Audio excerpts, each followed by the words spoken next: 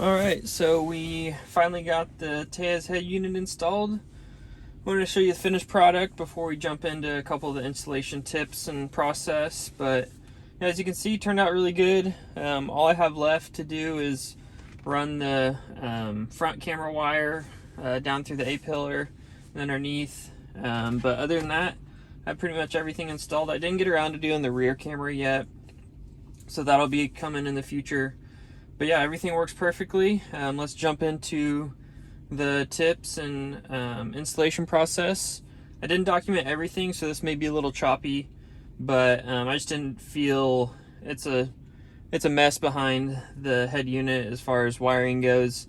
It's really simple. It's really plug and play, but it's not super. I don't think it'd be super helpful to see a video of me plugging in each individual wire and trying to explain to you what to do. So let's jump into a couple of the tips. Alright, so I started the installation of the Teyes CC3 unit. I've gotten these trim pieces off down here, and then these side panels off. I'll put a link below to the video I watched on how to get those off. He probably does a better job than I could. A couple tips that I would add to his video is mine seem to have some sort of kind of adhesive seal along these edges. So using like a really thin trim tool as I worked my way down here was really helpful to kind of break that seal. And then also when you're getting started, pull from the outside portion of it, and they came off a lot easier that way, and then just kind of work your way up. So next I'm going to take off these 4 bolts that are holding the whole head unit assembly on. I went ahead and took off the ashtray and cigarette lighter piece and undid all those clips.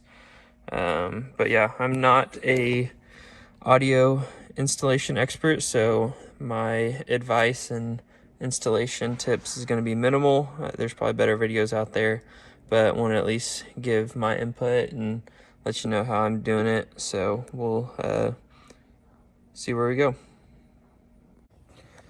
Alright, just thought I'd update you on the next step after you get the head unit out, the existing head unit out of the car. You have to take these 2 metal brackets off the side, each side of this. There's one that's kind of clipped on right here. But other than that, it's a couple screws and some 8mm bolts. But before you can take those off, you have to take this harness off that we're going to reuse. It was on the driver's side. Something like that. It just has a couple clips that you have to undo, but I hadn't seen anyone show that step of the process. So I wanted to make sure that you guys could see it. Next, I know I need to take off, this is like the heads-up display above the radio, so I need to take these couple screws out and get that piece taken off, because that's going to get reused too. So I'll keep you updated on the process. Alright, so I got it installed. There is definitely some struggles along the way. I'm having to take it out once and make sure everything was plugged in right, and then dealing with some of the HVAC screen controls. So I'll go through those tips now. But got everything wired up in the back. The little metal brackets on the side here, I had to bend in the bottom little flange that sticks out, and in order to get these trim pieces back in. The USB 1 where I'm running my Apple CarPlay through, I drilled some holes in the ashtray here so that I could run it straight out from here, instead of having it in the glove box or something. Like I said, I have to finish wiring the front camera wire down through the head liner and A-pillar.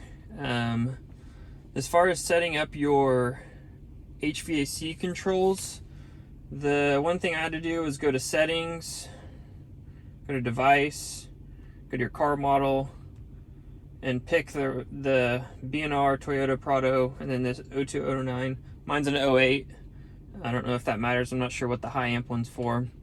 When I was having issues, one of the recommendations that Teyes had was to set all these to null, and then restart the unit, and then set them back to the Toyota Prado version. Setting steering wheel controls is pretty easy. You just come into settings, device, steering wheel, and then you press the button you want to set. So I'm pressing one of the phone buttons. I'm pressing the button on my steering wheel, press the plus button, choose something, and then release it. That's how you set those up. When you're setting up, I set up the volume buttons first. Start with this second one over from the left. Don't try to use this one. For whatever reason, it was causing me issues. So once you get that set up, you can just press confirm. I'm not super familiar with everything just yet. You can come in here and change this to your front-facing camera, and all your apps are under this colorful light here, so you can download whatever you want here. It's just an Android tablet. You can go to YouTube, you could download Netflix. I don't have the SD card installed, so I have to use Wi-Fi or a hotspot from my phone if I want to use the internet on this screen. And then, like I did in the next clip, I'll show you how the Apple CarPlay looks, but my phone's filming right now. The radio works perfectly good. Let's see, all the controls work. So that's how you adjust the physical controls. But if you want to mess with the temperature, you have to use the little snowflake. Now, how you get that snowflake is you go to your app, you go to your apps, and you scroll over to a touch assistant, and then you choose air conditioning protocol, check these boxes, and you'll be able to have this snowflake pop up, which the purpose of that is you can adjust your temperature here. That's the only way to adjust the temperature, and you can adjust the fan and everything here too. But trying to think if there's any other tips. If you have other questions about this, definitely let me know in the comments, and I'm happy to answer them. Like I said, it's pretty plug and play, pretty friendly to deal with. This is my first time ever working on a head unit, and I was able to figure it out. So definitely don't be too intimidated by it. So let me know what questions you have. I can make a supplemental video to this, answering some of those. Leave them in the comments, and thanks for checking this video out, and we'll see you on the next video. Alright, since I'm recording all this with my phone, I wanted to make a separate little clip showing the Apple CarPlay works really good. I run it wired. You can run it wireless too, but I just think this is a little faster and easier to use. So yeah, as you can see, everything works as you would expect. You can cycle through your different apps, and you can add whatever apps you want. You can go, Google Maps works great. You can go to work or have preset locations. But yeah, I mean, pretty straightforward. It works exactly as you'd expect it to if you've ever used Apple CarPlay. This is what I mostly use the radio for, since I don't have the SIM card in the radio to run apps while I'm out and about. I could use a Wi-Fi hotspot, but I choose to just use the Apple CarPlay for the most part. But yeah, I want to show you that. Alright, and I know there's a lot to this head unit, so I probably left some stuff out, and I'll probably make another video. So let me know what questions you have. Like I said earlier, I'm still exploring this, still trying to figure it all out, but wanted to get this video out there for y'all to see if you're interested in buying one. And make sure to stay tuned for more videos. I got some more content coming, both GX related and just some other stuff. So thanks for watching. Make sure to like and subscribe, and we'll see you on the next video.